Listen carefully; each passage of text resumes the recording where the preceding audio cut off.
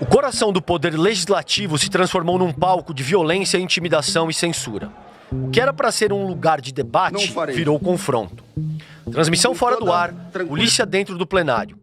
Essas foram as primeiras consequências a deputados e jornalistas nessa terça-feira na sessão da Câmara dos Deputados.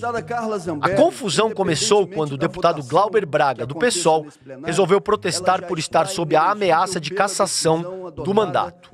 Em um gesto extremo, mas já feito pela oposição, ocupou a cadeira do presidente Hugo Motta. O que se viu a partir daí foi violência e censura.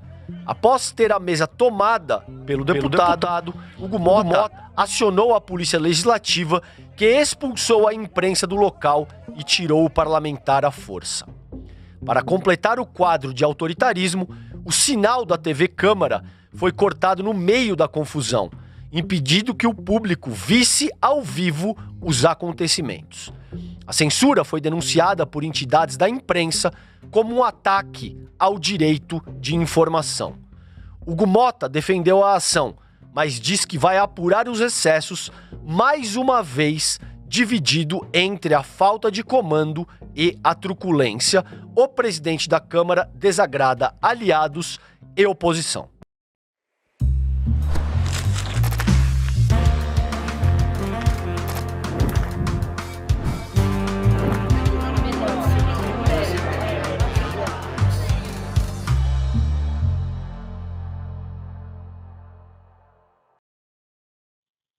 Olá, comunidade CL, boa tarde, bom dia ainda, olha, já tô dando boa tarde para vocês.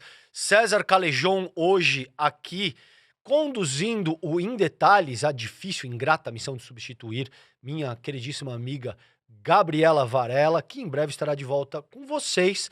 Vocês sabem, o videocast, o Em Detalhes, aqui sempre com um convidado, a gente procura mergulhar e analisar a temática mais quente do dia. Hoje, infelizmente, o assunto é muito triste, é trágico, a fatídica noite de ontem na Câmara Federal.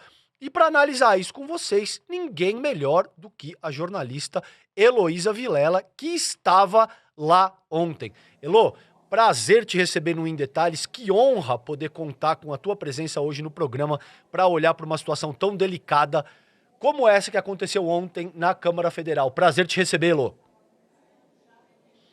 Bom dia, querido. Pois é, triste a gente ter que tratar desse assunto. Um prazer estar aqui com vocês e com essa audiência maravilhosa do Em Detalhes, para a gente discutir o que se pode entender do que aconteceu ontem e como que a gente pode projetar isso mais para frente. Não são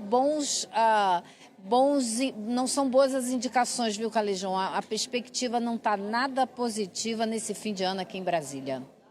Boa, vamos avançar para isso, Elo. Antes, eu gostaria de pedir o teu relato, considerando exatamente o que você viu ontem, o que aconteceu, que você pode relatar para nossa audiência, considerando a fatídica noite de ontem na Câmara Federal. Olha, eu estava em pé lá na galeria da Câmara dos Deputados para fazer uma entrada ao vivo para o N2 e já estava me preparando quando eu comecei a ouvir o discurso que o Glauber estava fazendo, o Glauber Braga, deputado, estava fazendo sentado na mesa da Câmara. Mais cedo eu tinha vindo aqui embaixo, entrei no plenário e vi o Glauber. Fui lá conversar com a Benedita da Silva, perguntar para ela por que o Glauber está dirigindo, está presidindo a sessão. Falei, não, porque a gente passou para ele, qualquer deputado pode presidir e ele está presidindo. E realmente, chamava um, chamava outro, cada um fazendo seus discursos. Aí quando eu fui lá para cima me preparar para o N1, faltava assim 5 minutos para entrar no ar e eu ouvi o Glauber falando e comecei a gravar. Ele dizendo, eu vou ficar aqui porque o que estão querendo fazer com a cassação do meu mandato é um absurdo, então eu vou, como protesto, eu vou ficar aqui e tal. Aí comecei a gravar, eu falei, epa, vai acontecer alguma coisa aqui, porque o Glauber está dizendo que vai ficar sentado na mesa da Câmara, da presidência. Bom, aí eu comecei a fazer a entrada ao vivo, comecei a falar e tô vendo uma movimentação atrás da câmera de segurança passando para lá, segurança passando para cá, falando com o cinegrafista, que era o Marlos. E aí, daqui a pouco, o Marlos veio fazer sinal para mim. Bom, resumo, eu tive que sair de lá no meio da entrada ao vivo. Os seguranças nem esperaram eu terminar. E eu vi que eles esvaziaram toda a galeria. Nenhum jornalista pôde ficar. Aí eu saí, desci, terminei de fazer a entrada ao vivo e corri aqui para o Salão Verde, onde eu estou, para a entrada da Câmara dos Deputados, e já estava aquela confusão, os jornalistas todos ali em volta querendo entrar no plenário e sendo impedidos de entrar no plenário. E foi aí que eu descobri que o sinal da TV Câmara também tinha sido cortado. E ontem de noite eu fiquei sabendo que a segurança colocou duas pessoas na porta do cafezinho. Tem um cafezinho lá dentro do plenário, que a porta dá para dentro do plenário. E puseram 2 seguranças ali para impedir os funcionários de saírem e verem o que estava acontecendo. Mais do que tudo, de saírem e gravarem, porque hoje em dia todo mundo tem um celular, puxa o celular na mesma hora e começa a gravar. Então a intenção, pelo que a gente agora pode dizer com segurança, era impedir que a imprensa testemunhasse e reportasse o que estava acontecendo. Agora, o deputado Hugo Mota, que preside essa casa aqui, não pensou que todos os deputados lá dentro também teriam seus celulares à mão? Porque foi o que aconteceu. Eles começaram a gravar e começaram a enviar para todo mundo. E lá pelas tantas, sai a Maria do Rosário, a deputada do Rio Grande do Sul, começa a narrar para a gente. Ela segurou a porta da entrada do plenário aberta, ficou com um pé lá dentro, outro aqui fora, gritando para a gente. O que está acontecendo aqui é um absurdo, estão arrancando o Glauber à força, é violência, é truculência, isso não pode acontecer. Depois ela chegou mais perto e mostrou o celular dela. Então eu fui conversando com ela, ouvindo o que ela estava falando, gravando o que ela estava falando, descia para o celular, mostrava a cena no celular. Enfim, constatamos que realmente havia uma cena de violência acontecendo naquele momento dentro da Câmara dos Deputados. E aí eles arrastaram o Glauber para fora, por uma saída lateral que tem ali, por onde só os deputados podem entrar e sair. E ali começou uma cena ainda pior, porque a imprensa estava toda esperando. Você sabe como é que é, né, Calejão? A imprensa tem tripé, câmera, microfone, aquele monte de gente aglomerada. Os seguranças começaram a falar, vocês têm que se afastar, e vão se afastar agora, e começaram a empurrar os jornalistas. Teve gente que se machucou, teve gente que com o cabelo puxado, teve gente que caiu no chão. Então foi aquela confusão, aquela truculência totalmente desnecessária. Glauber vinha agarrado pelos seguranças e me chamou de mais atenção, porque realmente tem alguns que cumpriram aquilo ali com muita vontade, viu? Com muita sede de fazer o que estavam fazendo. Vermelho, olho esbugalhado, aquela cara de ódio que não é de todo mundo. A gente tem que dizer isso. Tem muitos profissionais aqui que não queriam estar naquela situação de jeito nenhum. Mas arrastaram o Glauber até aqui, onde tem um local que a gente faz as coletivas, e aí ele se pronunciou e disse, entre outras coisas, que esperava do Hugo Mota pelo menos 1% do tratamento que ele deu para os golpistas que em agosto tomaram de assalto a mesa da Câmara dos Deputados e lá ficaram por 48 horas e só saíram de lá depois de muita negociação. Não teve essa história de usar a polícia legislativa para arrancar ninguém de lá à força. Então, esse, assim, é um resumo do que aconteceu na noite de ontem. Agora, terá muitos desdobramentos, porque tem queixa-crime contra essa ordem que foi dada para usar a violência, contra a derrubada do sinal da Câmara, da TV Câmara, porque isso é uma censura inadmissível, né? E toda a truculência que aconteceu lá dentro, isso tudo ainda vai ser muito discutido e pelos canais institucionais, viu, Calejão? Perfeito. Gente, só para esclarecer, a Elô tá ao vivo da Câmara Federal e tá tendo um tipo de ato, certo? Alguma coisa que a gente consegue ouvir, um culto, perdão. Então esse barulho que vocês estão ouvindo é desse culto. A Heloísa Vilela fala ao vivo da Câmara Federal. E aí, Elô, depois disso tudo, depois desse gesto autoritário, arbitrário, Hugo Mota retorna e dá andamento, dá sequência às atividades parlamentares, né? Então, às 2 horas e 43 minutos da manhã, literalmente, na calada da noite, para que vocês entendam, passa esse PL que é um tipo de PEC da bandidagem 2.0, acho que foi inclusive a própria Elô que utilizou esse termo, e que o objetivo final, tá? Utilizando um português bastante objetivo e simples, é facilitar a vida dos golpistas que foram condenados pelos crimes contra a democracia brasileira. E aí, você teve 291 votos a favor, 148 contra e uma abstenção, Elô. O que é que acontece agora? Quais são os próximos passos? Isso vai para o Senado? A gente estava conversando no bastidor, como é que você entende que isso deve tramitar no Senado agora? Queria que você elucidasse a nossa audiência considerando quais são os próximos passos desse processo agora. Vamos lá, então o que acontece agora? Vai para o Senado. Ontem à noite mesmo, quando já ficou claro que isso ia ser votado aqui e muito provavelmente aprovado, houve uma discussão dentro do plenário do Senado, na qual o presidente do Senado, o senador Davi Alcolumbre, disse que botaria em votação imediatamente assim que chegasse.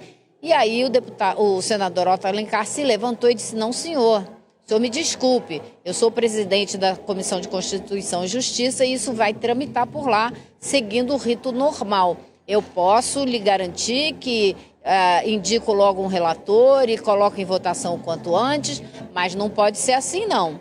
E realmente, essa matéria vai para a CCJ. Agora de manhã, a gente ficou sabendo que o senador Otto Alencar, apesar de ter feito esse discurso, ele já indicou um relator. Ele escolheu o senador Espiridião Amin de Santa Catarina, um senador que 20 anos atrás, 30 anos atrás, não teria a postura ultradireitista que hoje tem.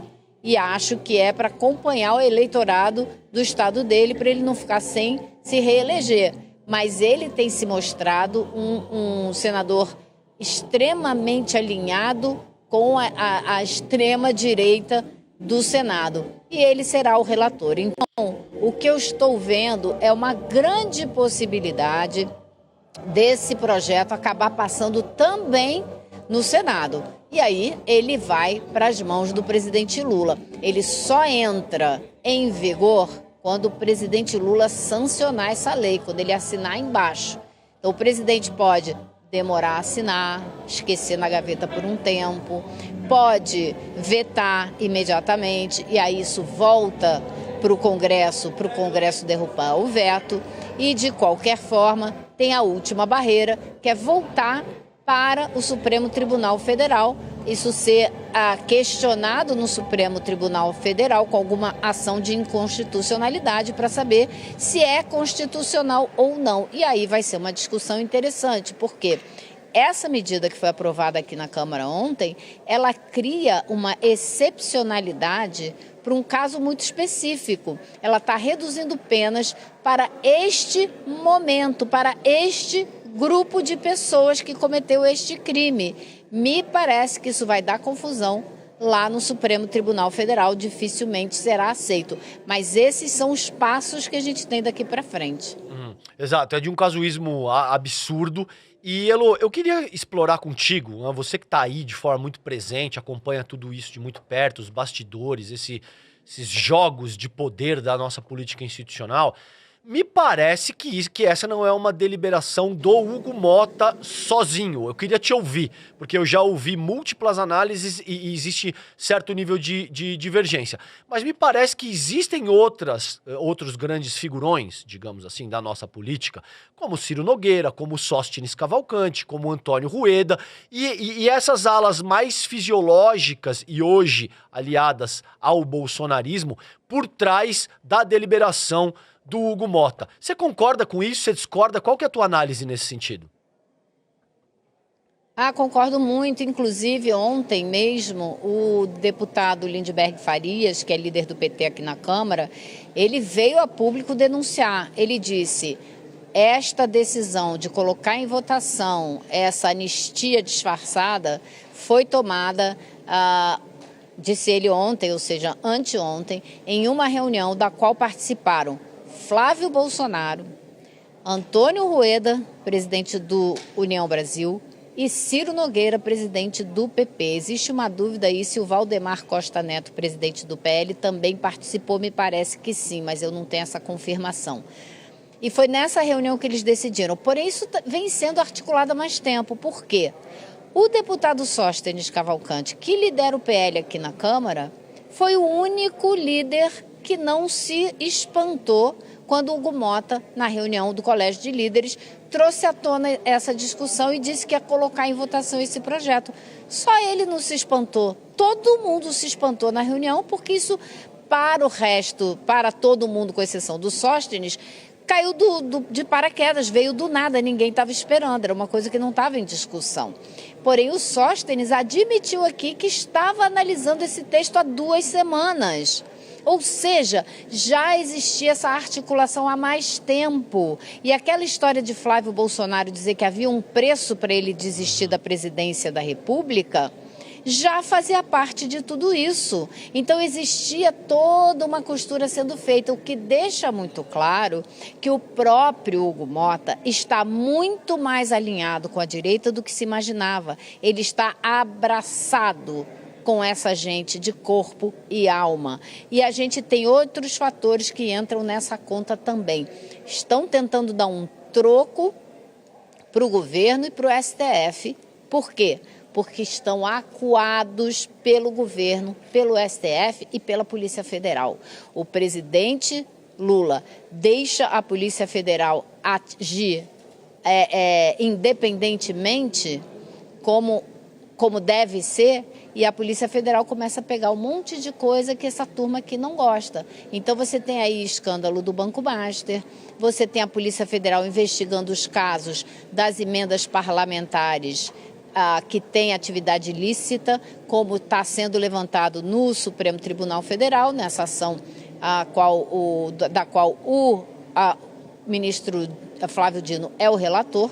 Ele já mandou para julgamento em março os primeiros casos, está trabalhando em outros. Essa semana mandou um conjunto de casos para a Polícia Federal investigar se existe algum indício de ilegalidade, ou seja, começar outros inquéritos, outras apurações. Então, o aperto continua. Aí você tem a investigação do Banco Master, né? Você tem, então, uma série de coisas andando nas outras esferas do poder e que aqui na casa acho que não está caindo muito bem. Tem muita gente preocupada, muita gente com medo. E isso tudo também faz parte de uma reação na maneira de agir, no medo, reagindo a tudo isso.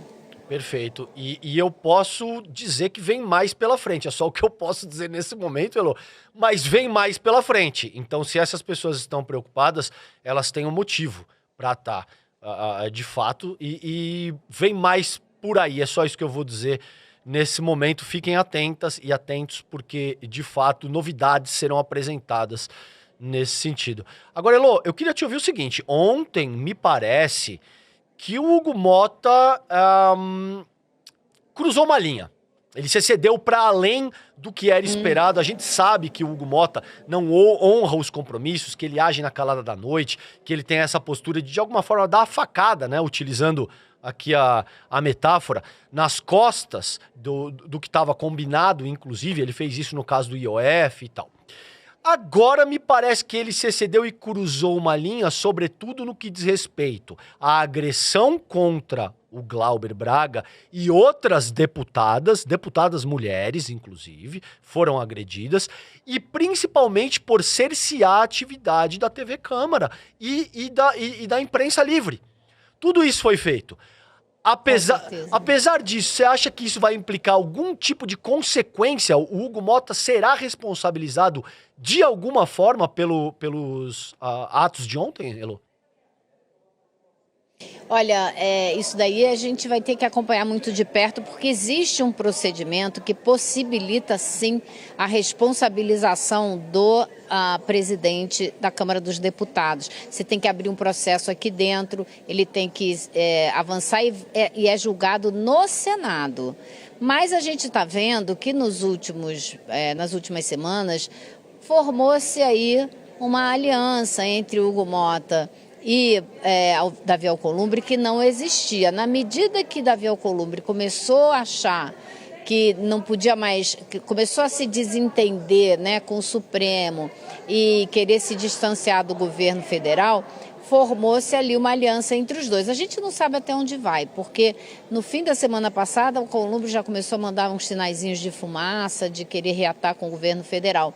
Mas com o STF a briga continua e a briga é feia para o Davi Alcolumbre. Então isso aproximou os dois, o que torna mais difícil a gente acreditar que o Senado adotaria uma medida de sanção qualquer contra o Hugo Mota, a não ser que o Senado se rebele e não siga, né, e que o Davi Alcolumbre não tenha ali o controle da casa. Ele tem mais controle da casa muito mais do que o Hugo Mota tem da Câmara. Mas propostas virão, queixa-crime já está em andamento, todos os órgãos de imprensa estão reclamando, as federações. Existe uma lista de perguntas que foi apresentada pelos jornalistas que cobrem a Câmara dos Deputados à assessoria do Hugo Mota, exigindo esclarecimentos. E devo também te dizer que não é novidade para nenhum jornalista que trabalha aqui na Câmara essa atitude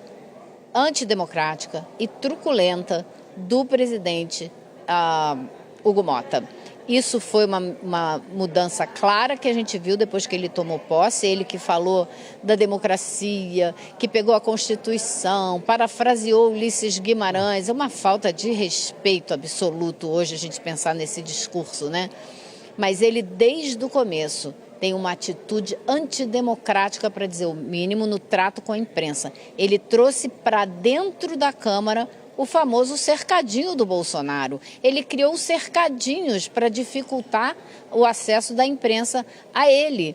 E ele não costuma responder perguntas da imprensa. Então, ontem, por exemplo, ele veio aqui para uma suposta coletiva, onde ele anunciou quais eram as medidas que seriam pautadas para serem discutidas e votadas, e depois que acabou de falar, falou muito obrigado e tchau. Não respondeu nenhuma, a imprensa inteira aqui, ele não respondeu nenhuma pergunta. Então, este é o comportamento de Hugo Mota, que quando teve a extrema-direita ocupando a mesa dele, não usou violência alguma, negociou 48 horas. Quando Abílio Brunini costumava atrapalhar as sessões da Câmara, se colocar fisicamente em lugares para dificultar os trabalhos, nunca mandou a Polícia Legislativa, ninguém nunca encostou no Abílio Brunini. Isso não existe, isso não pode ser, isso era na época do Lira, ninguém encostou a mão em deputado e deputada. E eu conversei, fui perguntar, mas por que eles não retiram? Porque não podem encostar a mão em deputado e deputada. E não foi isso que a gente viu. A gente viu justamente o contrário. Então, devo ressaltar que a atitude de Hugo Mota, desde que tomou posse, não é democrática. A maneira como ele lida com a imprensa, que ele não se relaciona com a imprensa, ele só dá entrevista para 1 ou 2 canais de televisão e olhe lá. O resto é resto e ele não responde nem a perguntas quando está no corredor. Eu já tive essa experiência de estar andando ao lado dele no corredor, fazer uma pergunta para ele dizer que não podia responder, 3 passos à frente ele para gravar um vídeo para as mídias sociais dele. Mas responder perguntas de jornalista ele não pode.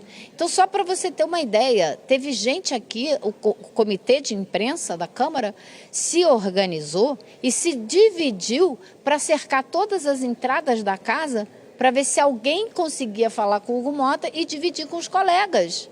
Chegou a esse ponto. Então, você tem uma ideia da personalidade desse jovem político que tem um comportamento das velhas oligarquias, dos velhos típicos, né, coronéis de antigamente, né? Então, só para você ter uma ideia de quem é a figura. Ô Elô, a gente está caminhando aqui para o fim do programa, tem uns 3, 4 minutinhos para a tua intervenção final, e eu quero te fazer a seguinte provocação. De tudo que eu vi ontem, dessas imagens estarrecedoras, A cena mais violenta, pra mim pelo menos, foi o Hugo Motta, com alguém sentado do lado dele que eu não identifico quem é, mas um sujeito muito debochado, muito deselegante. E o Hugo Motta simplesmente interrompe a fala da deputada Benedita da Silva. A gente sabe que a fala havia terminado, mas é absolutamente de praxe, gente, que você dê mais 30 segundos para o parlamentar concluir o raciocínio. Isso não é algo concedido como um benefício. É uma questão quase regimental de como a Câmara funciona. E ele fecha o microfone da deputada e começa a dar risada, num ato quase que assim, de deboche, de gozação, fazendo troça com uma parlamentar eleita pelo povo brasileiro. Isso me pareceu de uma violência absurda. Eu queria que você comentasse isso, vou deixar essa provocação. E por fim, queria que você endereçasse também a falsa equivalência que boa parte da nossa imprensa está tentando fazer, comparando o Glauber Braga e o que ele fez, no sentido de defender o seu mandato por uma questão absolutamente desproporcional, com o que fizeram os golpistas que tentaram subverter o funcionamento da nossa democracia, Elô. E tem muita gente dizendo que são assim, coisas equivalentes em termos de extremismo. Eu passo para ti essas duas provocações, Elô. Olha, primeiro, é inacreditável. Benedita da Silva, junto com Paulo Paim e com a Renan Calheiros, são os 3 únicos parlamentares que estão hoje no Congresso Nacional que foram parlamentares constituintes. Se não fosse por isso, pelo menos ele deveria mais respeito à Benedita da Silva. Pelo menos por isso. Não vou nem elencar os outros motivos. E a atitude de deboche, rindo, foi o dia, a sessão inteira, Calejão. Ele fez isso o tempo todo. As pessoas falando com ele, se dirigindo a ele, ele olhava para o lado, fazia quase com um, quase com o outro, nem aí. Outra coisa que foi horrível, quando a sessão terminou e que essa dosimetria, que nada mais é do que uma anistia disfarçada com outro apelidinho, ele anunciou a vitória da proposta e ainda disse que ela corrigia exageros que muita gente condenada com penas exageradas e que eles aqui estão resolvendo. Então, assim, outro assinte a sociedade brasileira, a democracia brasileira, que ele cometeu ontem com a maior tranquilidade. Não ficou nem rubro.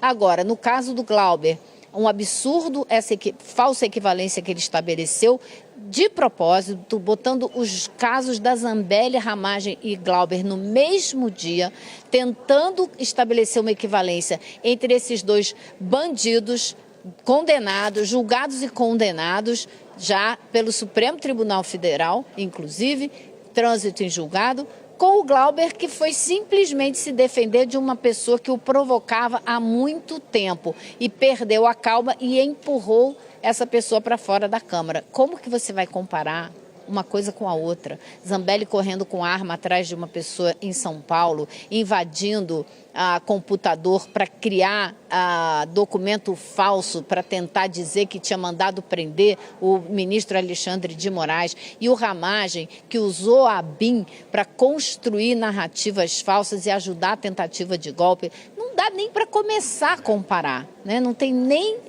nenhuma lógica isso, mas ele, de uma maneira hipócrita, sacana, está colocando tudo para votar hoje junto aqui na Câmara dos Deputados. É um assinte, é um desrespeito com esses deputados, a Benedita e o Glauber, e é um desrespeito com a democracia e com a sociedade brasileira. Ele terá que responder por isso. Perfeito. Assim esperamos. Por hora, a gente para por aqui, a gente vai seguir acompanhando essa história, seguramente em toda a nossa programação. Muito bom poder contar contigo hoje aqui, Elô, relatando tudo que você viu, ouviu e viveu aí nesse dia trágico para a democracia brasileira. Obrigado, Heloísa Vilela. De nada, meu querido. Até a próxima. Um beijo, querida. Obrigado. Gente, vamos lá, porque vocês sabem que assim, o núcleo de pós-graduação aqui do ICL tá bombando a todo vapor, tá? Vem aí a turma 2026 do curso Repensando Brasil, esse aqui do lado, ó. Sociedade, História e Política. A primeira turma dessa pós foi um dos maiores sucessos do ICL, se eu não me engano, o William De Luca fez. Mais de 5 mil alunos e milhares de pedidos para abrirmos novas vagas. Em 2026, ela volta ainda mais forte, com novidades na grade e a chegada do professor Castro Rocha, baita craque, que se junta a Marilena Chauí, Gessé Souza, Ladislau Dalbor, Muniz Sodré, Renato Giannini e outros grandes intelectuais brasileiros. No dia 14 de dezembro, atenção pessoal, você vai conhecer tudo o que muda na nova edição e garantir condições exclusivas para entrar na pós mais transformadora do Brasil. Garanta agora mesmo sua vaga, aqui ó, o link em detalhes icl.com.br. Acesse agora, gente, é rapidinho, faça sua inscrição e participe do lançamento da turma 2026. Descubra todas as novidades e garanta, condições especiais de matrícula, tá bom? Gente, o videocast em detalhes fica por aqui. O próximo episódio vai ao ar às 10h30 da manhã, ao vivo, no YouTube, por onde você acompanha toda a programação do ICL Notícias, sempre de segunda a sexta. Você também pode acompanhar o Em Detalhes nas principais plataformas de áudio. O podcast fica disponível entre 6 e 7 horas da manhã. Para quem acompanha essa transmissão ao vivo no YouTube, você fica agora com o programa Mercado e Investimentos com a Débora Maganha. E às 6 horas a gente tem o ICL Notícias, segunda edição. E tem, se eu não me engano também, posso estar errado, tá? Hoje, mas tem também o rolê ICL antes disso. Beijo grande pra vocês, até a próxima. Tchau, tchau. O Brasil vive um momento decisivo e entender o que está em jogo exige mais do que manchete. As decisões que moldam o país vêm de uma longa trajetória de desigualdade e de concentração de poder. Para compreender o presente e agir com consciência, é preciso olhar para a história e as estruturas que formaram nossa sociedade. Pensando nisso, nasceu o curso de pós-graduação do ICL e da FESC SP, Repensando o Brasil, Sociedade, Política e História. Um programa reconhecido pelo MEC, voltado a quem quer pensar o Brasil com profundidade e rigor intelectual. Vai acontecer o lançamento da nova turma da pós no dia 14 de dezembro, às 8 horas da noite. Entender o país é o primeiro passo para construir o futuro com consciência. No ICL, o conhecimento transforma realidades. São mais de 300 cursos com alguns dos maiores nomes do Brasil, em economia, política, filosofia, história, finanças pessoais, autoconhecimento e muito mais. Aqui, cada aluno faz parte de um projeto único, 100% independente e financiado pelos próprios estudantes. É graças a quem se torna aluno que o ICL existe e o jornalismo livre chega até você. Se inscreva agora em icl.com.br e torne-se aluno. Estude, apoie e faça parte da revolução do conhecimento.